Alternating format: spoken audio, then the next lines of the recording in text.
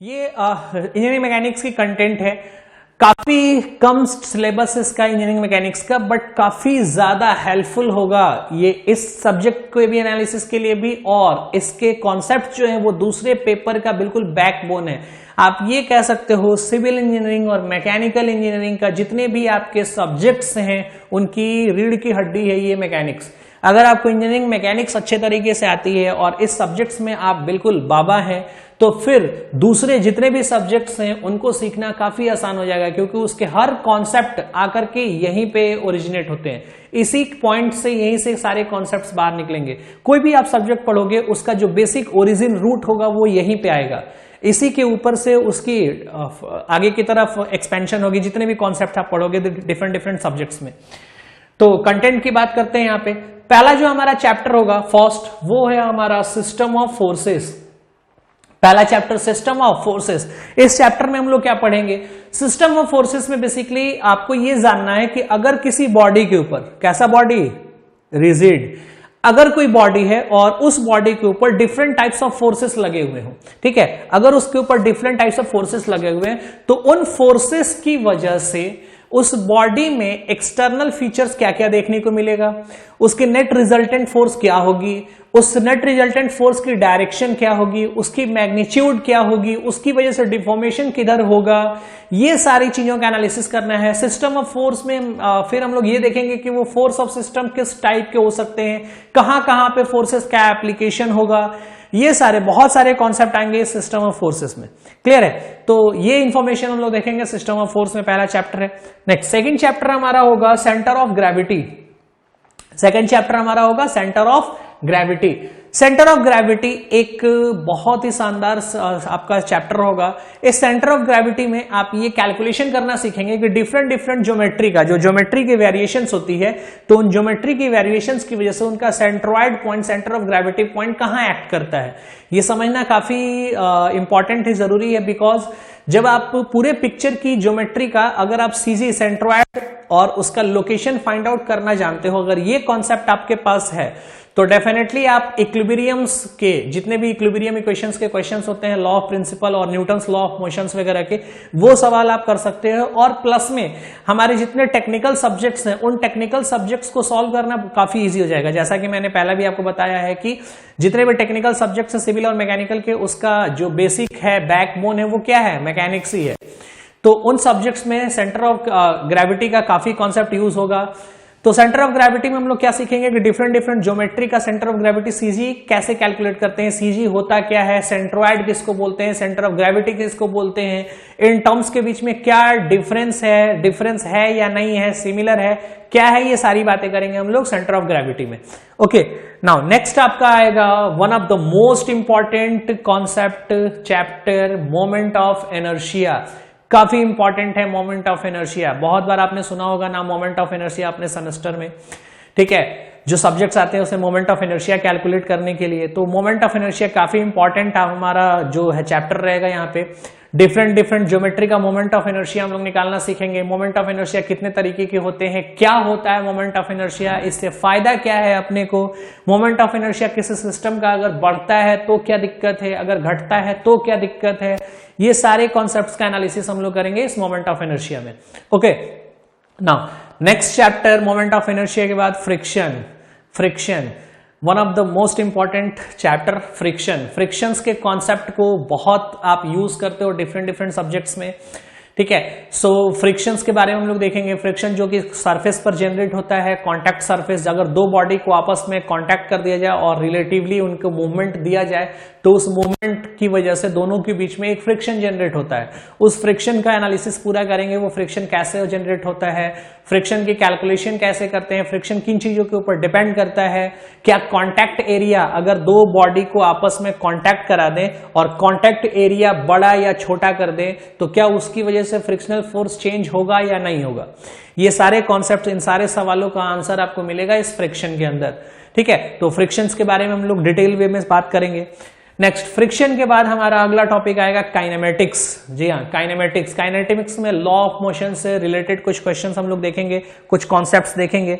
Law of motion और kinematics का बहुत ही बड़ा कनेक्शन है, और जो काइनेमेटिक्स है वो जो बेसिकली है वो लॉ ऑफ मोशन के ऊपर ही बेस्ड है।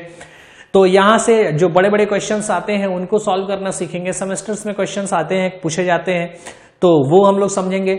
सबसे ज्यादा तो सेमेस्टर में जो आपके लॉन्ग क्वेश्चंस आते हैं वो आते हैं आपके मोमेंट ऑफ इनर्शिया। यहां से सबसे ज्यादातर क्वेश्चन जो आपसे पूछा जाएगा यहाँ पे वो आपका पूछा जाता है मोमेंट ऑफ इनर्शिया, ठीक है, मोमेंट ऑफ इनर्शिया और सेंटर ऑफ ग्रेविटी। यहां से बहुत सारे क्वेश्चंस आपको दिख जाएंगे आपके सेमेस्टर पेपर में, ठीक है। जो सेमेस्टर का पेपर होता है उसमें बहुत सारे क्वेश्चंस आपको दिखने हैं और काफी बड़े बड़े क्वेश्चंस यहां से बनते हैं। क्वेश्चंस में फिगर इतना बड़ा दिखेगा कि आप ऐसे देख करके बिल्कुल डर करके ही छोड़ दोगे कि पता नहीं यार क्वेश्चन ये लगेगा या नहीं लगेगा। लेकिन एक फैक्ट बताऊं, अगर आपको थोड़ा सा ज्योमेट्री की नॉलेज है और थोड़ा सा आप इन क्वांटिटी के बारे में अगर जानते हो कि सेंटर ऑफ ग्रेविटी क्या होती है, मोमेंट ऑफ इनर्शिया क्या होती है, तो ऐसे क्वेश्चंस को करना काफी इजी होता है, काफी आसान होता है। क्योंकि कुछ भी यहां याद नहीं करना है। ये एक ऐसा सब्जेक्ट है जहां पे एक सिंगल पॉइंट भी आपको रट्टा नहीं मारना, याद नहीं करना। एक सिंगल पॉइंट भी रट्टा नहीं मारना, याद नहीं करना। सारे के सारे पॉइंट्स जो हैं वो कॉन्सेप्चुअल है, मैथमेटिकल बेस्ड है। आप मैथमेटिकली उनको देखोगे, चीजों को सीखोगे। क्या आप बताना, आपने कभी भी ये चीज अभी अगर आपसे पूछा जाए कि 3 + 2 कितने होते हैं, आप भूल जाओगे इसको? नहीं। आप क्या ये बता दोगे कि 27 + 28 जोड़ करके कितने होंगे? क्या आप ये बोलोगे कि नहीं मैं भूल गया सर, मुझे याद नहीं आ रहा है, याद करना पड़ेगा? नहीं, बिकॉज इन चीजों को आपने सीखा है, ये कॉन्सेप्चुअल है, मैथमेटिकल फैक्ट्स हैं जिसको आपने सीख रखा है। तो कभी भी आपके ऐसे क्वेश्चंस आते हैं तो आप उसका आंसर कर देंगे।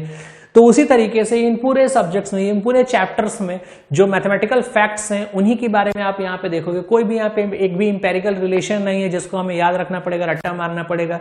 तो काफी मैथमेटिकल चीजें और काफी इंटरेस्टिंग है, बहुत ही मजा आएगा। नेक्स्ट अगली बात करते हैं हम लोग, अगला chapter, next chapter collision. Collision का मतलब इंपैक्ट। अगर दो बॉडी को आपस में टकरा दिया जाए, जैसे मान लो कि दो गाड़ियां हैं रोड पे, आपके एक्सीडेंट्स वगैरह होते हैं, दो गाड़ी आपस में टक्कर हो गई तो क्या होगा?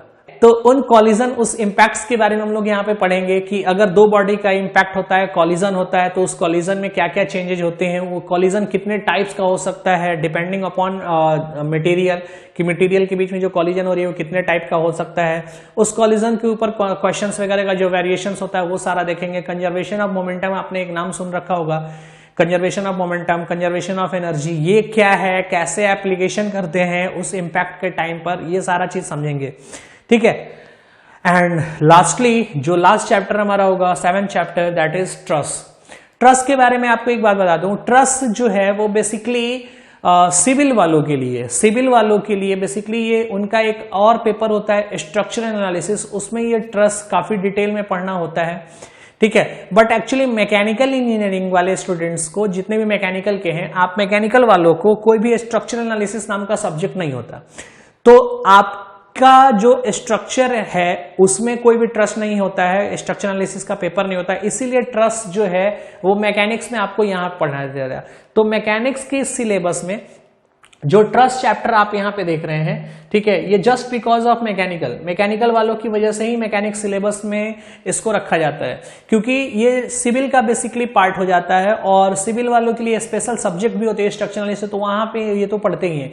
लेकिन मैकेनिकल वाले इस चीज से बिल्कुल अनजान होते हैं, उनको ट्रस्ट का कोई नॉलेज नहीं होता, तो उनको नॉलेज हो जाए ट्रस्ट के, क्योंकि जो ब्रिजेस वगैरह बनती हैं जितनी भी, ठीक है, अभी थोड़ा मार्केट में कॉन्सेप्ट चेंज हो चुका है, सस्पेंशन केबल ब्रिजेस वगैरह बनती हैं, लेकिन पहले जितने भी आपके स्ट्रक्चर्स बनते थे, बड़े बड़े हाइड्रोलिक स्ट्रक्चर्स, उसमें ट्रस्ट का यूज किया जा सकता है, आज भी किया जाता है। ऐसा नहीं है कि कंप्लीटली ये वैनिश कर चुका है, आज भी बहुत सारे स्ट्रक्चर ट्रस्ट बेस्ड होते हैं, ट्रस्ट का यूज किया जाता है। मैकेनिकल इक्विपमेंट्स जो बनते हैं उसमें भी ट्रस्ट का एप्लीकेशन किया जाता है।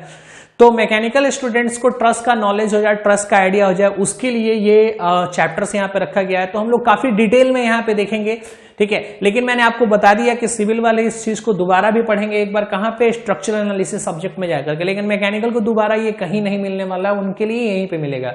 तो मैकेनिक्स में मैकेनिकल वालों को ज्यादातर प्रोबेबिलिटी होती है कि उनके सेमेस्टर में ट्रस्ट से क्वेश्चन आने का, ठीक है। सिविल वालों के भी सेमेस्टर्स में ट्रस्ट से क्वेश्चन आ जाया करते हैं, क्योंकि ये ही एक ऐसा चैप्टर है और ये सेंटर ऑफ ग्रेविटी और मोमेंट ऑफ इनर्शिया जहां से बड़े क्वेश्चंस बनते हैं, बड़े बड़े क्वेश्चन जो सेमेस्टर में आता है। तो इंजीनियरिंग मैकेनिक्स अगर आपके सेमेस्टर के सिलेबस में है और उस सिलेबस में अगर क्वेश्चंस आना है, तो वहां से इन 3 चैप्टर से मोस्ट प्रोबेबली होता है क्वेश्चंस आने का।